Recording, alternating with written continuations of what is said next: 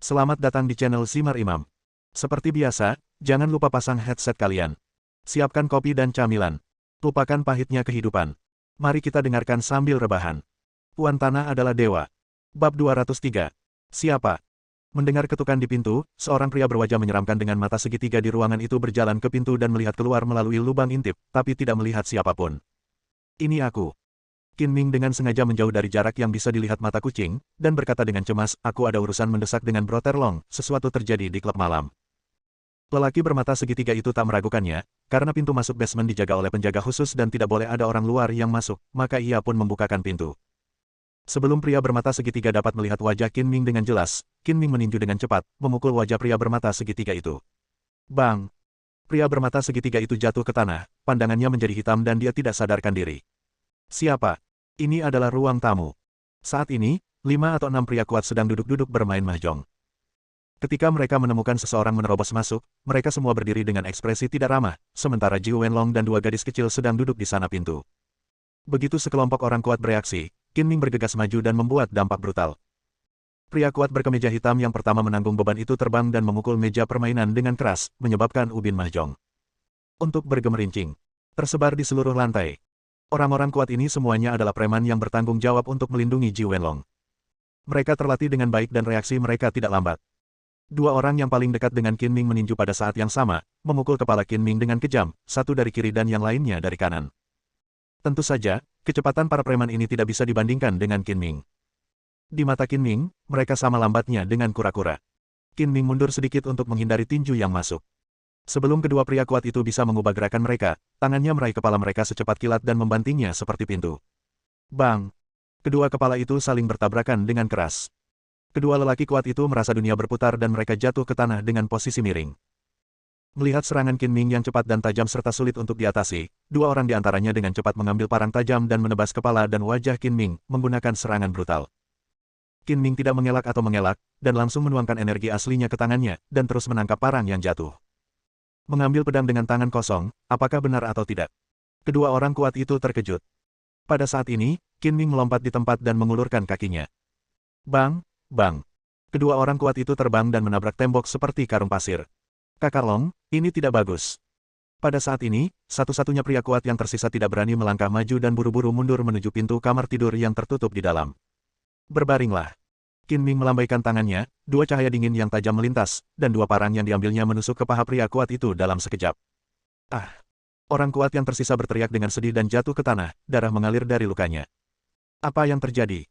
Ji Wenlong di kamar tidur telah mendengar perkelahian di luar. Dia mengeluarkan pistol dari pinggangnya dan mengarahkannya ke pintu. Tentu saja, dia tidak akan pernah bermimpi bahwa Qin Ming memiliki kemampuan waskita, dan setiap gerakannya tidak dapat disembunyikan dari mata Qin Ming. Ji Wenlong, apakah kamu tidak ingin membunuhku? Sekarang aku di sini atas inisiatifku sendiri. Datang dan bunuh aku jika kamu memiliki kemampuan.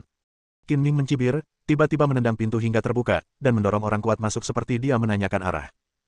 Pistol Ji Wenlong segera berbalik dan mengarah ke orang yang memasuki ruangan.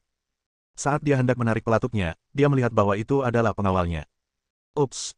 Pada saat ini, lampu merah aneh terbang melewati pintu seperti raksasa yang menggelegar. Bang! Ji Wenlong tanpa sadar menarik pelatuknya, tetapi pelurunya meleset. Saat berikutnya, pedang peminum darah itu menusuk lengan Ji Wenlong. Dia menjerit kesakitan dan menjatuhkan pistolnya. Dia ingin mengambil pistolnya lagi, tetapi menemukan bahwa darah di tubuhnya kacau dan mengalir ke belati yang menusuk lengannya. Sial, pedang iblis macam apa ini? Ji Wenlong mengertakkan gigi, mencabut pedang peminum darah, dan melemparkannya ke tanah. Pada saat ini, Qin Ming juga masuk, dengan seringnya lucu di bibirnya. Ji Wenlong, kamu telah mencoba membunuhku berkali-kali. Hari ini kita akhirnya bertemu. Apakah ini waktunya untuk melunasi rekening? Kamu adalah Qin Ming. Meskipun Zhou Xilong belum pernah bertemu Qin Ming, dia telah melihat video Qin Ming membuat keributan di klub malam beberapa hari yang lalu dan sekilas mengenali Qin Ming. Kamu sangat berani, kamu berani masuk ke area terlarang Geng Xinglong, apakah kamu tidak takut jika kamu memberiku perintah, kamu tidak akan pernah kembali. Kamu paling banter adalah kucing liar kecil tanpa cakar dan gigi sekarang. Berhentilah menggertak. Nak, kamu terlalu sombong. Ini adalah markas Geng Xinglong. Jika aku memberi perintah saja, ratusan saudara akan menyerbu masuk. Masing-masing dari mereka bisa menenggelamkanmu dengan seteguk ludah. Di dalam hatinya, meskipun dia terluka, dia bukan tandingan Qin Ming. Dia sengaja menggertak dan tiba-tiba meraih seorang gadis kecil yang terikat, berharap menggunakan gadis kecil itu sebagai sandera untuk memeras Qin Ming. Kamu berani menunjukkan rasa malumu di depanku dengan trik tercela seperti itu. Konyol. Qin Ming melompat keluar dengan cepat, menyapu kaki kanannya seperti cambuk baja, dan menyapu Ji Wenlong dengan satu tendangan. Ji Wenlong membentur tembok dengan keras dan terpental ke tanah. Qin Ming melangkah maju dan menendang Ji Wenlong hingga pingsan lagi. Jika tidak ada dua anak berusia 8 atau 9 tahun di ruangan itu, Qin Ming akan menendang kepala Ji Wenlong karena takut meninggalkan bayangan psikologis pada mereka. Jangan takut, adikku. Pamanmu adalah seorang polisi dan ada di sini untuk menyelamatkanmu. Kata Qin Ming dengan wajah ramah sambil melepaskan ikatan tali dari kedua gadis kecil itu. Paman, aku takut, aku ingin mencari orang tuaku. Kedua gadis kecil itu menangis keras, dengan air mata mengalir di wajah mereka. Oke, berhentilah menangis, kamu tidak akan cantik jika menangis lagi. Qin Ming tidak pandai membujuk anak-anak dan merasa sakit kepala padanya. Apa, kamu menyelamatkan dua anak yang diculik, di mana mereka? Aku akan segera ke sana. Setelah menerima telepon Qin Ming, Yang Ningxuan segera keluar. Akhir-akhir ini, dia khawatir dengan kasus anak hilang baru-baru ini, dan tidak membuat terobosan apapun. Dia berharap kedua anak yang secara tidak sengaja diselamatkan Qin Ming terkait dengan anak-anak yang hilang. Sekitar 20 menit kemudian, Yang Ningxuan tiba di klub malam Xian Lerenjian, pergi ke bar di lantai pertama, menunjukkan kartu identitasnya, dan berkata dengan serius, saya seorang polisi. Saya menerima laporan bahwa kasus penculikan anak terjadi di sini. Biarkan kamu bertanggung jawab. Bawa aku ke ruang bawah tanah, aku ingin mencarinya. Yang Ningxuan sedang terburu-buru ketika dia keluar.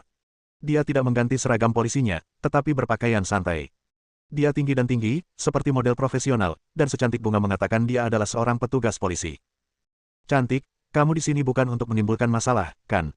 Seorang gangster di bar berkata sambil tersenyum lucu, matanya yang sipit mengamati bola-balik antara wajah dan dada Yang Ningxuan.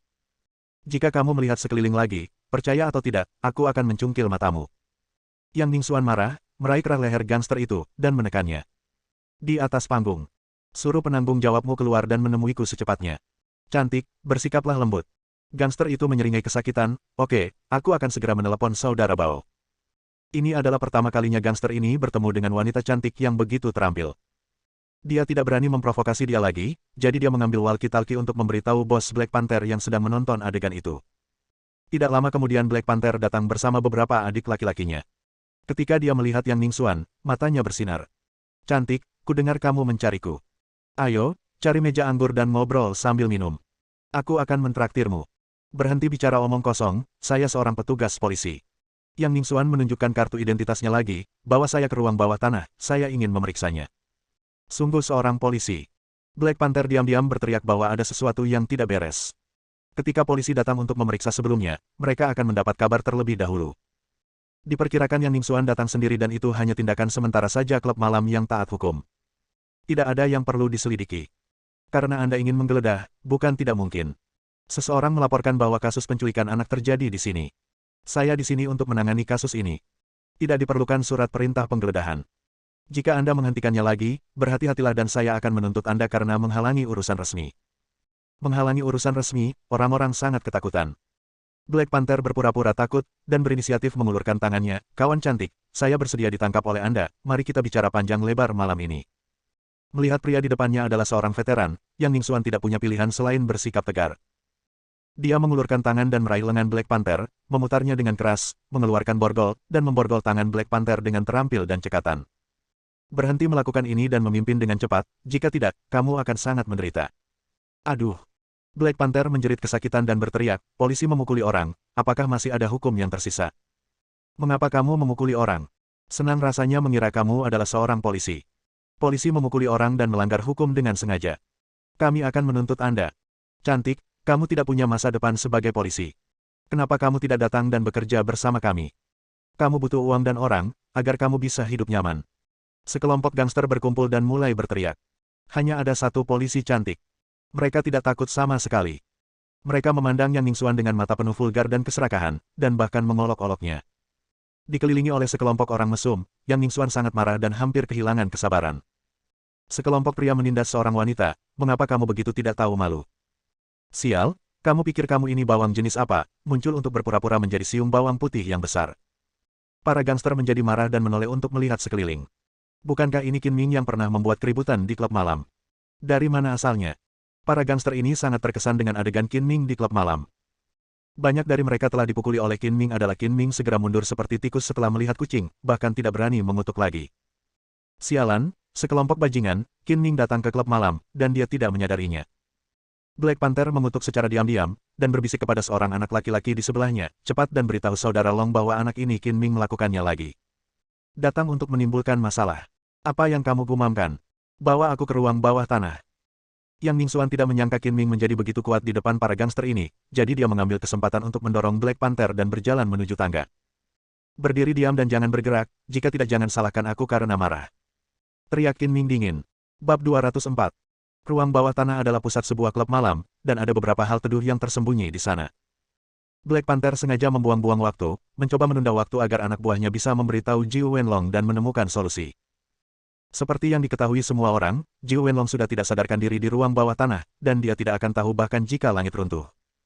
Cepatlah, apakah kamu berjalan sangat lambat? Apakah ada yang salah denganmu? Yang Ningsuan mendorongnya dan bertanya seperti seorang tahanan. Aduh. Macan kumbang hitam itu tiba-tiba terjatuh seolah dia lemah. Aduh, kakiku terkilir. Kawan polisi, kamu harus bertanggung jawab padaku. Berhenti berpura-pura, ayo pergi. Yang Ningsuan, dengan garis-garis hitam di seluruh kepalanya, mencubit leher Black Panther dan mencoba mengangkatnya. Bagaimana kamu bisa menjadi polisi? Apakah kamu memiliki jiwa kemanusiaan? Mengapa kamu melecehkanku karena kamu tidak melakukan kejahatan apapun? Black Panther bertingkah seperti bajingan dan memeluk kaki meja anggur di sebelahnya, menolak meninggalkan. Kakimu yang mana yang terkilir? Apakah Anda memerlukan saya untuk membantu Anda mengobatinya? Saya jamin Anda akan bisa berjalan di tanah dalam waktu setengah tahun. Qin Ming menindaklanjuti dan menginjak pergelangan kaki Black Panther, sambil berkata nada dingin. Tidak. Tidak perlu. Black Panther mewaspadai Qin Ming, terutama para gangster yang terluka parah saat Qin Ming membuat keributan di klub malam dan bangun. Yang Ningsuan tidak bisa menahan diri untuk tidak melirik Qin Ming, kamu masih punya jalan. Dengan Qin Ming mengikutinya, Black Panther tidak berani memainkan trik lagi dan memimpin dengan patuh, mengeluh dalam hatinya. Apa yang terjadi? Sesampainya di basement, Black Panther kaget melihat 4 penjaga pingsan di koridor. Jangan membuat keributan. Ngomong-ngomong, orang yang membuatku pingsan adalah pemimpin gengmu Jiu Wenlong. Pemimpin geng itu juga pingsan. Hati Black Panther bergetar, dan dia selesai berteriak diam-diam, berharap polisi wanita cantik ini tidak mencari dengan serius, jika tidak, sesuatu yang besar akan terjadi. Sesampainya di kamar tidur di mana Jiu Wenlong tidak sadarkan diri, Yang Ningsuan melihat 2 gadis kecil yang diculik. Terdapat saksi dan bukti fisik, cukup untuk membawa Jiu Wenlong dan yang lainnya kembali ke kantor polisi untuk diinterogasi.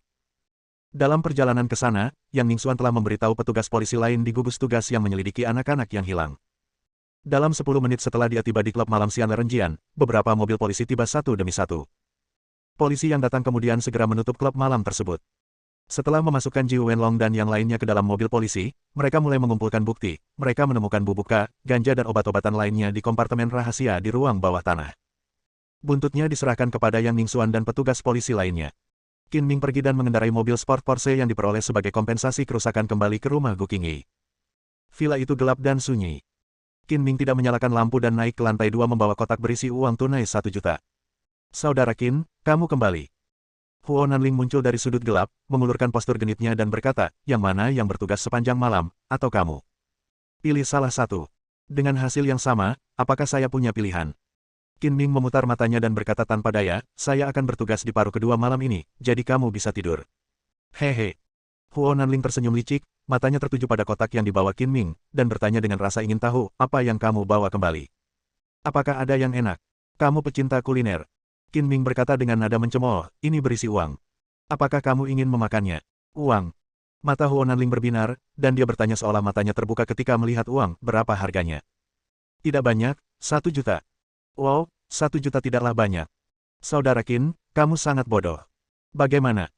Huo Nanling dengan sengaja menaruh topi tinggi pada Qin Ming dan berkata sambil tersenyum, seperti kata pepatah, kamu bisa membagi setengahnya saat bertemu denganku. Aku tidak serakah, beri aku seperempatnya saja. Serigala putih dengan sarung tangan kosong, meminta seperempat, kamu tidak serakah, tidak akan ada orang serakah di dunia. Qin Ming memutar matanya lagi, setiap kali kamu menyelesaikan tugas, kamu seharusnya bisa mendapatkan banyak uang, kan? Mengapa kamu masih begitu terobsesi dengan uang? Saya sangat miskin. Huo Nanling mengeluh, saat kami melakukan misi mematikan, kami hanya dapat memperoleh 1/10 dari total komisi. Saya menghabiskan banyak uang, dan itu tidak cukup sama sekali. Si Jue adalah salah satu organisasi pembunuh termahal di Tiongkok. Komisi dapat dengan mudah mencapai jutaan. Ini uang yang banyak bagi Anda. Berapa yang Anda keluarkan untuk itu? Makan, minum, dan bersenang-senang saja tidak cukup. Huo Nanling mengedipkan matanya yang besar dan berkata dengan harapan, Saudara Qin, Anda sekarang adalah pemimpin baru si Jue. Dividen yang diberikan kepada para pembunuh kita harus diubah. Saya sangat menuntut agar manfaatnya ditingkatkan. Sejak saya mengambil alih si Jue, saya sangat sibuk sehingga saya tidak punya waktu untuk membereskan masalah. Qin Ming berhenti selama 2 detik dan berkata dengan serius, saya akan membiarkan si Jue tidak lagi melakukan misi pembunuh. Jika kita tidak menerima misi pembunuh, apa yang akan kita lakukan? Huo Nanling bertanya dengan heran. Jika kamu tidak menerima misi pembunuh, kamu dapat menerima misi lain. Saya akan memastikan kamu tidak mati kelaparan. Kamu akan tahu kapan waktunya tiba, kata Qin Ming dengan tenang. Qin Ming telah memikirkan bagaimana mengatur 10 pembunuh Jue. Dia tidak bisa membiarkan mereka membunuh orang yang tidak bersalah tanpa pandang bulu demi uang. Dia memutuskan untuk mengadakan pertemuan 10 pembunuh Jue dalam waktu dekat saudara laki-laki. Keesokan harinya, Sabtu, langit mendung dan hujan mulai turun dengan ringan. Qin Ming mengenakan jas hitam dan keluar dengan berat hati, karena hari ini adalah hari di mana Lao Liu dikremasi dan dikuburkan. Lao Liu meninggal setelah meminum anggur palsu. Polisi telah mengajukan kasus, tetapi mereka belum melacak pabrik ilegal yang memproduksi anggur palsu tersebut memutuskan untuk membiarkan dia menguburkannya dengan damai. Saudara Qin, saya ingin mendiskusikan sesuatu dengan Anda. Bisakah Anda memperkirakan gaji saya setengah tahun sebelumnya? Begitu Qin Ming keluar, dia menerima telepon dari Liu Wenjing. Oke. Qin Ming setuju tanpa ragu-ragu, berapa banyak uang yang Anda butuhkan? Saya akan memberikannya kepada Anda. Saya tidak tahu detail pastinya, mungkin 30.000 hingga 50.000. Karena kendala keluarga, Bibi Liu memutuskan bahwa pemakaman Lao Liu akan sederhana dan tidak ada pemborosan atau pemborosan uang. Namun Liu Wenjing dengan tegas tidak setuju. Dia merasa ayahnya meninggal mendadak dan tidak bisa menikmati kebahagiaan selama hidupnya. Pemakamannya tidak boleh terlalu buruk, tapi setidaknya layak. Dalam perjalanan, Qin Ming menarik 100.000 yuan dari bank dan kemudian pergi ke rumah Liu Wenjing. Seperti kata pepatah, ketika Anda miskin di kota yang sibuk, tidak ada yang peduli dengan Anda, tetapi ketika Anda kaya di pegunungan, Anda memiliki kerabat jauh. Keluarga Liu tua miskin, dan tidak banyak kerabat dan teman yang datang untuk mengantarnya pergi, hanya beberapa lusin orang. Setelah berdiskusi, setiap orang dibagi menjadi 2 kelompok. Qin Ming menemani Liu Wenjing ke rumah duka untuk membuat pengaturan pemakaman, sementara Bibi Liu membawa kerabat dan teman ke kamar mayat rumah sakit untuk mengambil jenazah Lao Liu.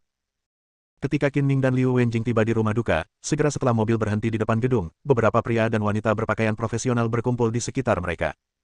Kalian berdua, apakah kalian di sini untuk menangani pengaturan pemakaman bagi para lansia? Perusahaan kami dapat menyediakan layanan pemakaman terpadu berkualitas tinggi. Puan Nona, apakah Anda memerlukan kuburan? Perusahaan kami memiliki semua jenis kuburan yang harganya terjangkau, memiliki feng shui yang baik, dan memiliki feng shui yang baik. Pria dan wanita berpakaian seperti anjing ini menjual petak kuburan atau membawa. Mereka yang menyediakan layanan pemakaman bergegas mengirimkan kartu nama. Minggir. Wajah Qin Ming gelap seperti air. Dia tidak memiliki kesan yang baik tentang orang-orang yang menghasilkan uang dari orang mati. Dia dengan paksa mendorong beberapa orang yang menghalangi jalan dan menarik Liu Wenjing keluar dari pengepungan. Beberapa dari mereka mengikuti dengan enggan, tetapi takut oleh tatapan tajam Qin Ming. Layanan pendukung terkait dipasang di aula rumah duka, dan harganya ditandai dengan jelas, dengan harga berkisar dari yang tinggi hingga yang rendah. Baik yang tertinggi maupun terendah diabaikan oleh Liu Wenjing, dan dia memilih harga yang wajar, termasuk kremasi, guci, dan biaya lainnya. Ketika dia melihat harga kuburan, Liu Wenjing tidak bisa menahan diri untuk tidak berkata-kata. Yang murah semuanya mulai dari 28.000 yuan, dan tidak ada yang lebih rendah dari 28.000 yuan yang sangat profesional dalam spekulasi kuburan. Dalam keputusasaan, Liu Wenjing tidak punya pilihan selain pergi ke orang-orang yang terlibat dalam penjualan kuburan di luar pintu, dan akhirnya membeli makam ganda seharga 48.000. Bagaimanapun, setiap orang pasti mati suatu hari nanti. Meskipun Liu Wenjing tidak mau memikirkannya, dia harus menghadapi kenyataan kejam bahwa orang tuanya harus dikuburkan bersama di masa depan. Serangkaian biaya pengaturan pemakaman hampir 60.000 yuan, yang masih menghemat banyak pemakaman yang tidak diperlukan. Menurut penjual kuburan, jumlah uang ini relatif kecil, dan wajar jika rata-rata keluarga berpenghasilan menengah menghabiskan 100.000 hingga 80.000 yuan. Qin Ming tidak dapat menahan perasaan bahwa tidak banyak uang yang bisa dibelanjakan untuk pengaturan pemakaman. Orang-orang miskin itu tidak mampu untuk hidup, apalagi mati. Pada pukul 1 siang, jenazah Lao Liu diantar ke rumah duka, dan diadakan upacara perpisahan sederhana. Liu Wenjing dan Bibi Liu melemparkan diri ke tubuh Lao Liu dan menangis dengan keras, patah hati dan membuat orang menangis. Adegan perpisahan dan kematian yang menyedihkan ini adalah sesuatu yang tidak ingin dilihat oleh siapapun. Semua orang bergiliran menghibur mereka, dan akhirnya memisahkan ibu dan anak perempuan Liu Wenjing, dan jenazah Lao Liu didorong ke krematorium untuk dikremasi.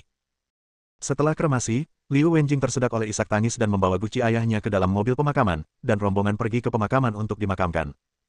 Setelah Abu Lao Liu dikuburkan, dan semua urusan pemakaman diselesaikan, hari sudah malam ketika dia kembali ke rumah Liu Wenjing. Namun, seorang tamu tak diundang muncul di depan pintu rumah Liu Wenjing, Zhuo Xiang.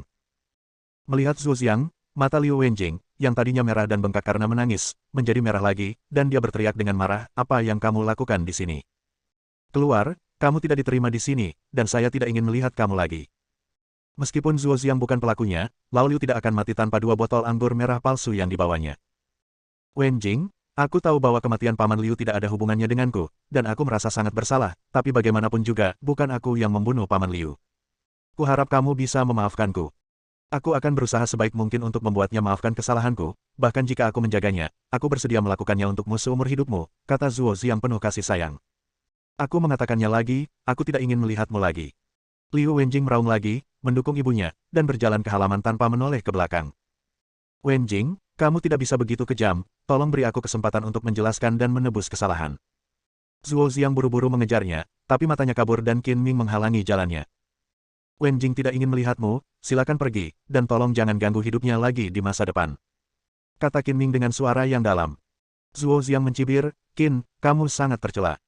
Kamu mengambil kesempatan untuk menghancurkan hubungan antara aku dan Wenjing dan memanfaatkannya. Aku tidak akan membiarkan kamu berhasil. Keluar." Mata Qin Ming tiba-tiba menjadi tajam, dia meraih keras Zhuo Xiang dan mengusirnya. Bersambung.